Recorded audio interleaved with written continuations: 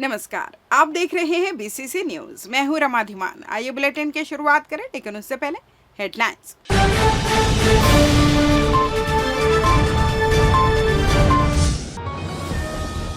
त्योहारों को लेकर स्पेशल ट्रेन की सुविधा, भीड़ से मिल रही थोड़ी राहत। नदी में मिली अज्ञात महिला की लाश, बोरी में बांधकर लाश फेंकने की आशंका। उत्तर प्रदेश के 2 गांजा तस्कर गिरफ्तार, सप्लाई नेटवर्क की तलाश में जुटी पुलिस। और एफआईआर का किया जाएगा विरोध, कांग्रेस ब्लॉक अध्यक्ष ने जताई नाराजगी। हेडलाइंस के बाद खबरें विस्तार से। नवरात्रि पर ट्रेनों में भारी भीड़ को देखते हुए रेलवे ने दुर्गा पूजा स्पेशल ट्रेन चलाने का फैसला लिया है। बिलासपुर जोन से चलने वाली स्पेशल ट्रेन से महाराष्ट्र, छत्तीसगढ़ और ओडिशा के यात्रियों को राहत मिलेगी। रेल प्रशासन सुभाष चंद्र बोस, एतवारी और शालीमार के बीच 5 फेरों के लिए स्पेशल ट्रेन चलाएगी। इससे पहले छत्तीसगढ़ से होकर चलने वाली 24 ट्रेनें 23 से 27 अगस्त तक कैंसिल रहेंगी, जबकि 2 ट्रेनें परिवर्तित मार्ग से चलेंगी। 3 ट्रेनों को आधे रास्ते पर ही रोककर वापस भेजा जाएगा। ट्रेनें कैंसिल होने से झारखंड, ओडिशा, महाराष्ट्र, राजस्थान, गुजरात, बंगाल, जम्मू जाने वाले यात्रियों की दिक्कतें बढ़ गई हैं। बता दें कि इस साल शारदीय नवरात्रि 22 सितंबर से शुरू होकर 2 अक्टूबर तक रहेंगी। दरअसल नवरात्रि और दशहरे को देखते हुए यात्रियों ने अभी से कंफर्म टिकट लेना शुरू कर दिया है।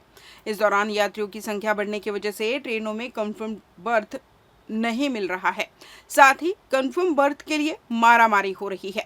स्थिति यह है कि नवरात्रि पर पहले से वेटिंग टिकट मिल रहा है। वेटिंग लिस्ट 250 से 300 तक पहुंच गई है।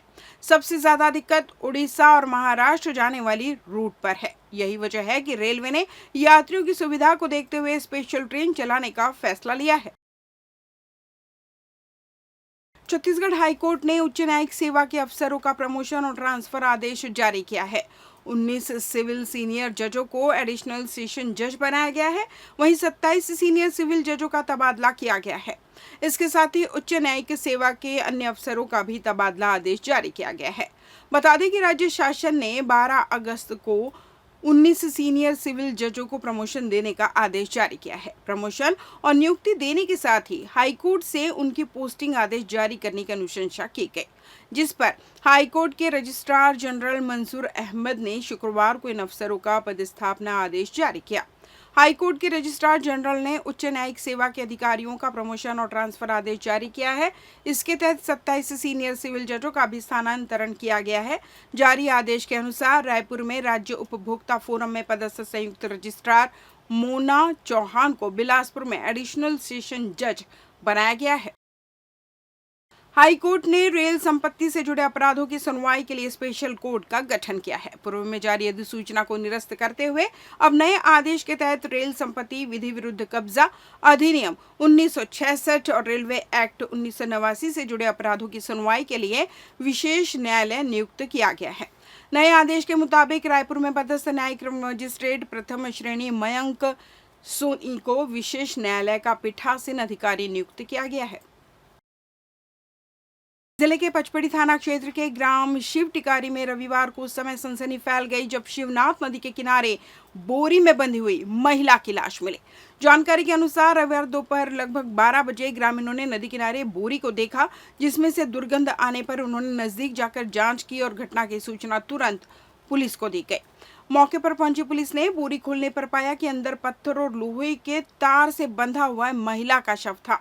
सूचना पर एडिशनल एसपी रचना झा, डीएसपी मोहले सहित पचपेड़ी थाना पुलिस और फॉरेंसिक सहित पूरी टीम मौके पर पहुंची। टीम ने घटनास्थल का निरीक्षण कर शव को कब्जे में लेकर पोस्टमार्टम के लिए भेज दिया। प्रथम दृष्टया आशंका जताई जा रहा है कि महिला की हत्या कर शव को ठिकाने लगाने के उद्देश्य से नदी में फेंका गया होगा।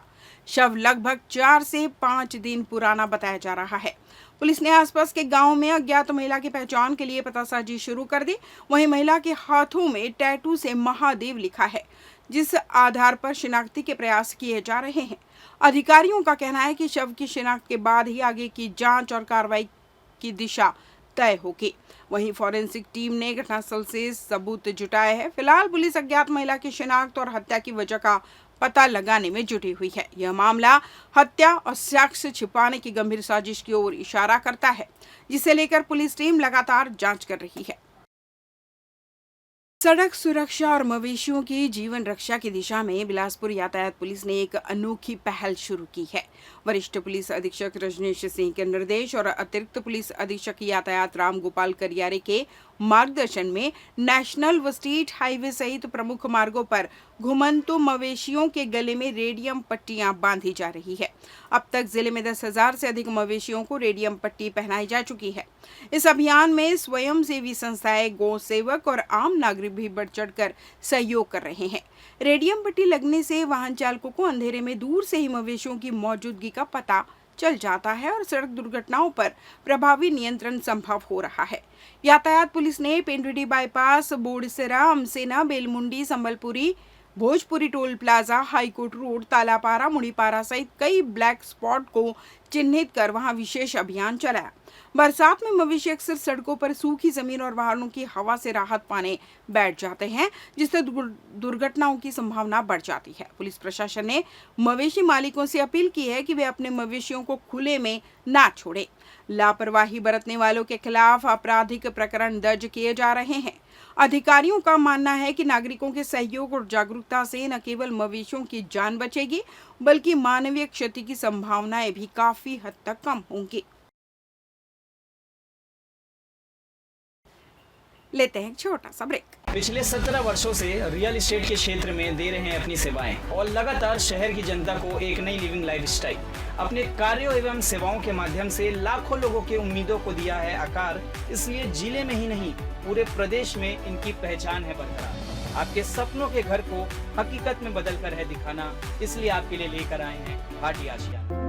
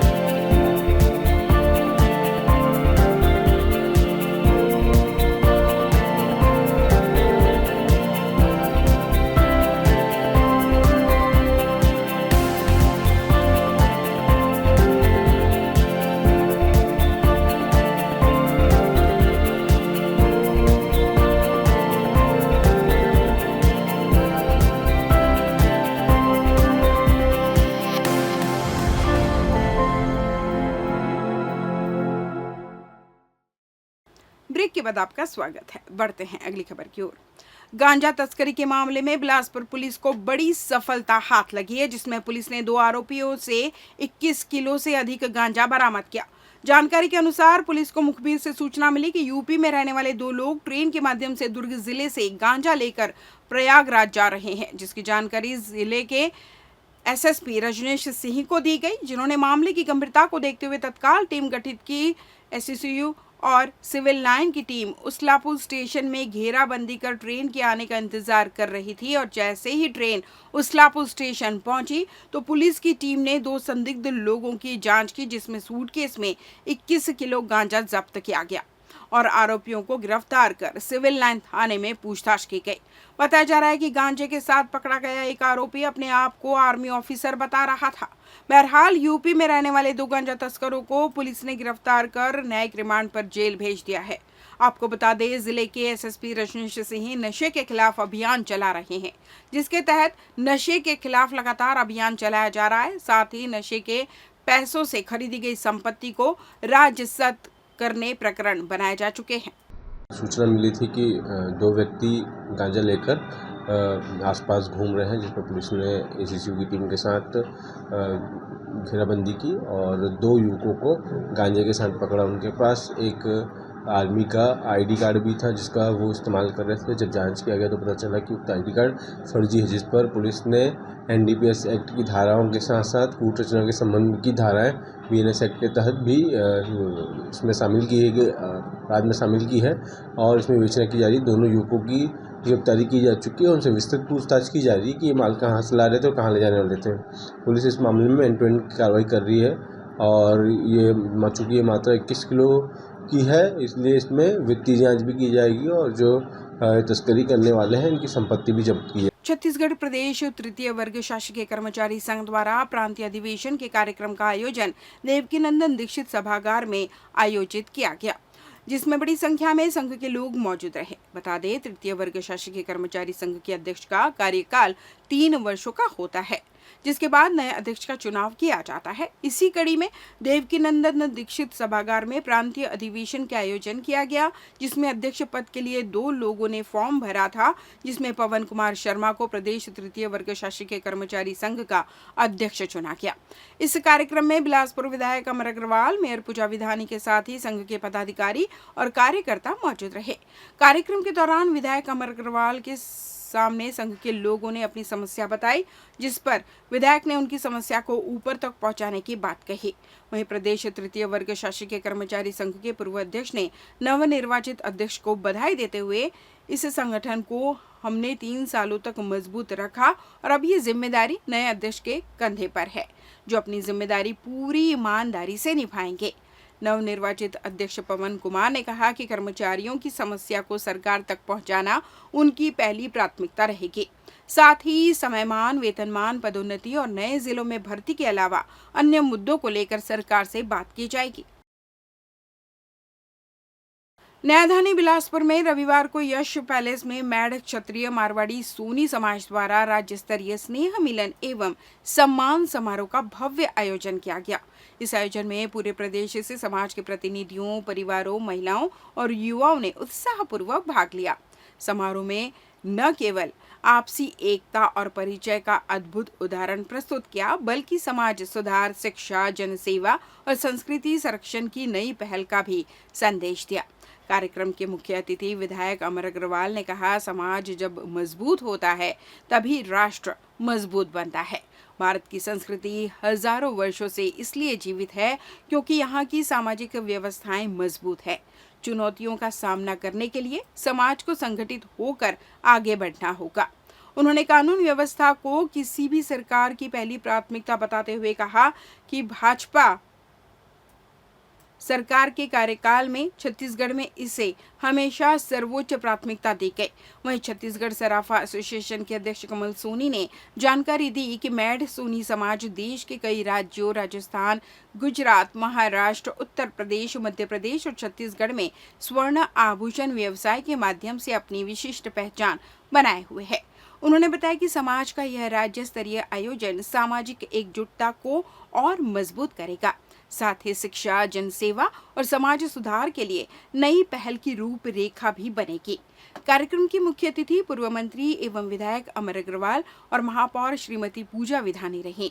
विशिष्ट अतिथि के रूप में समाज के प्रादेशिक नेतृत्वकर्ता एवं समाज सेविकाएं पवन सोनी, अध्यक्ष छत्तीसगढ़ इकाई, श्रीमती सरोज सोनी कोरबा एवं आशा सोनी रायपुर ने अपनी गरिमामयी उपस्थिति से समारोह को विशेष बना दिया। कि मेड़ क्षत्रिय समाज सोनी समाज का प्रादेशिक स्नेह सम्मेलन का आयोजन बिलासपुर में हुआ है। समाज जब मजबूत होता है तो राष्ट्र मजबूत होता है और आज देश की जो एक विशिष्ट पहचान पूरी दुनिया में है वो सामाजिक व्यवस्थाओं के कारण है। और इन सामाजिक व्यवस्थाओं के कारण ही हमारे देश की संस्कृति 700 साल की पराधीनता के बाद भी अक्षुण्ण रही है। विपरीत परिस्थितियों में भी एक अच्छा इंसान, आनंदित इंसान सामाजिक व्यवस्थाओं के कारण ही आज हमारे देश में है। और अब समाज का राष्ट्र में योगदान कैसे हो, मैंने आग्रह किया है कि जो हमारे सामने चुनौतियां हैं समाज उसमें विचार करके आगे बढ़े। आज जो स्नेह मिलन का कार्यक्रम किया गया है कि मेल मिलाप, आपस में जानकारी, परिचय बढ़े, इस उद्देश्य को देखते हुए संपूर्ण छत्तीसगढ़ में जाके हमारे यहाँ के बच्चे, समाज के युवा जाके निमंत्रण दिए। आज वो एक महाकुंभ के रूप में लगभग सारे जगह से सोनी समाज के प्रतिनिधित्व, परिवार, महिलाएं, बच्चे सब आए हैं। इसका प्रमुख उद्देश्य कि हम आपस में एक परिचय बढ़े, मेल मिलाप बढ़े, जिससे रिश्ते और रिश्तेदारियां बढ़ने की गुंजाइश पैदा हो। प्रदेश भर में भारतीय स्टेट बैंक और पुलिस विभाग के संयुक्त तत्वाधान में महत्वपूर्ण साइबर सुरक्षा जागरूकता अभियान का आयोजन किया जा रहा है। इसी कड़ी में भारतीय स्टेट बैंक प्रशासनिक कार्यालय बिलासपुर में इस कार्यक्रम का आयोजन किया गया, जिसमें मुख्य अतिथि के रूप में additional SP Bilaspur Rajendra Jaiswal, additional SP anti crime and cyber unit Anuj Kumar, Bharatiya state bank Bilaspur module के उप महाप्रबंधक आलोक रंजन और क्षेत्रीय प्रबंधक बिलासपुर अविनाश सोनी जी उपस्थित रहे। कार्यक्रम के दौरान एक नुक्कड़ नाटक का आयोजन किया गया, जिसमें साइबर सुरक्षा से संबंधित महत्वपूर्ण जानकारियों को लोगों के साथ साझा किया गया। मुख्य अतिथियों ने हरी झंडी दिखाकर मोबाइल डिजिटल वैन को जिले से रवाना किया। लोगों को जागरूक करने नुक्कड़ नाटक एक प्रभावी माध्यम है जो लोगों को साइबर अपराधों के बारे में जागरूक करने और उन्हें सुरक्षित ऑनलाइन प्रथाओं के बारे में शिक्षित करने में मदद कर सकता है। इस आयोजन में साइबर अपराधों से बचाव के तरीकों के बारे में विस्तार से बताया गया। स्टेट बैंक ऑफ इंडिया प्रशासनिक कार्यालय बिलासपुर के उप महाप्रबंधक आलोक रंजन ने भी साइबर सुरक्षा अभियान के उद्देश्यों और इसके महत्व के बारे में बताया। इस अभियान के माध्यम से लोगों को साइबर अपराधों के प्रति जागरूक किया गया और उन्हें सुरक्षित ऑनलाइन प्रथाओं के बारे में शिक्षित किया गया। साइबर अपराध के विरुद्ध जागरूकता जो है वो समय की मांग है। वर्तमान समय में अनेक व्यक्ति अलग अलग प्रकार के साइबर अपराध की ठगी के चंगुल में फंस जाते हैं, जिनसे उन्हें आर्थिक क्षति होती है, मानसिक क्षति होती है। इसलिए SBI बैंक के माध्यम से पूरे छत्तीसगढ़ में साइबर अपराध की विरुद्ध जागरूकता का रथ यहाँ पर रवाना किया गया है। मैं लोगों से अपील करता हूँ, किसी भी अनजान नंबर, अनजान लिंक इनके एंटरटेन ना करें तथा यदि किसी भी प्रकार की साइबर ठगी अगर उनके साथ होती है तो तत्काल राष्ट्रीय जो टोल फ्री नंबर है 1930 उसमें संपर्क करें तथा निकटतम थाने में संपर्क करें। ये भारतीय स्टेट बैंक और छत्तीसगढ़ सरकार के द्वारा लिया गया ये पहल है, जिसके तहत ये साइबर अवेयरनेस प्रोग्राम चलाया जा रहा है। इसका मुख्य मकसद है सावधानी ही सतर्कता है। जितना सावधान हम रहेंगे साइबर अपराधों से, उतना ज़्यादा अपने आप को हम सुरक्षित रख पाएंगे।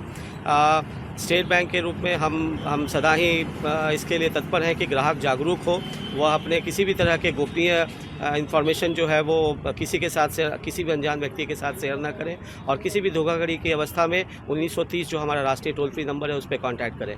तो ये सावधानी ही सतर्कता है, यही हमारा सबसे बड़ा लक्ष्य है। हमें अपने छत्तीसगढ़ हमारे नागरिकों को बताना हमारा मकसद है। बीते दिनों नगर निगम वार्ड क्रमांक 5 की पार्षद गायत्री साहू के नेतृत्व में वार्ड की मूलभूत सुविधाओं की मांग को लेकर विकास भवन का घेराव किया गया था। इस लोकतांत्रिक विरोध प्रदर्शन में सैकड़ों महिलाएं शामिल हुई थी। निगम प्रशासन के खिलाफ किए गए प्रदर्शन के बाद पार्षद और उनके पति सहित अन्य लोगों के खिलाफ दुर्भावनापूर्वक कार्रवाई की जा रही है। ब्लॉक कांग्रेस कमेटी के अध्यक्ष लक्ष्मीनाथ साहू ने बिलासपुर प्रेस क्लब में पत्रकारों से चर्चा करते हुए कहा कि इस शांतिपूर्ण प्रदर्शन के दौरान निगम प्रशासन द्वारा एक महिला पार्षद के खिलाफ FIR दर्ज कराना अलोकतांत्रिक और अन्यायपूर्ण है। विरोध प्रदर्शन के तुरंत बाद बदले की भावना से विपक्षी नेताओं पर तोड़फोड़ की कार्रवाई की जानी भी दुर्भाग्यपूर्ण है। श्री साहू ने कहा कि चूंकि वे ब्लॉक कांग्रेस कमेटी के अध्यक्ष हैं और पार्षद गायत्री साहू उनकी पत्नी है, इसलिए उन्हें बदनाम करने के उद्देश्य से अवैध प्लॉटिंग की कार्रवाई में अनुचित रूप से घसीटा जा रहा है। उन्होंने स्पष्ट किया कि तिफरा क्षेत्र के खसरा क्रमांक 142 में 2.5 एकड़ अवैध प्लॉटिंग का जो आरोप लगाते हुए उनका नाम समाचार पत्रों में प्रकाशित किया गया है वह निराधार है। वास्तव में उस भूमि में उनके और भाइयों के नाम पर मात्र 60 डिसमिल कृषि भूमि दर्ज है, जिस पर न तो कोई विकास कार्य हुआ है और न ही क्रय विक्रय। उन्होंने कहा कि यह पूरी तरह से उनकी छवि धूमिल करने की साजिश है। साथ ही सवाल उठाया कि क्या लोकतंत्र में जनता की समस्याओं को उठाना अपराध है। लक्ष्मीनाथ साहू ने कहा कि की गई कार्रवाई से निगम प्रशासन पर कई सवाल खड़े हो रहे हैं। उसके बावजूद उनकी प्रताड़ना से जनता के हक की आवाज उठाने से हम लोग पीछे नहीं हटेंगे और जब जब जनता की समस्याएं सामने आएंगी उसे पूरा करने के लिए हर स्तर का आंदोलन उनके द्वारा किया ही जाएगा। जनता की मांग को लेकर विरोध प्रदर्शन करना, घेराव करना या प्रतीकात्मक रूप से मटकी फोड़ना इस शासन प्रशासन में भाजपा के राज में अपराध हो चुका है, जिसकी सजा हमको एफआईआर के रूप में दी जा रही है। लेकिन हम लोग जनप्रतिनिधि हैं, जनता की सेवा करने वाले लोग हैं। हम ऐसे एफआईआर या झूठे मुकदमों से डरने वाले नहीं हैं। लगातार जनता की लड़ाई लड़ते रहेंगे और मूलभूत सुविधाओं को जब तक हमारी जनता को न मिल जाए हम पीछे कदम नहीं हटाएंगे।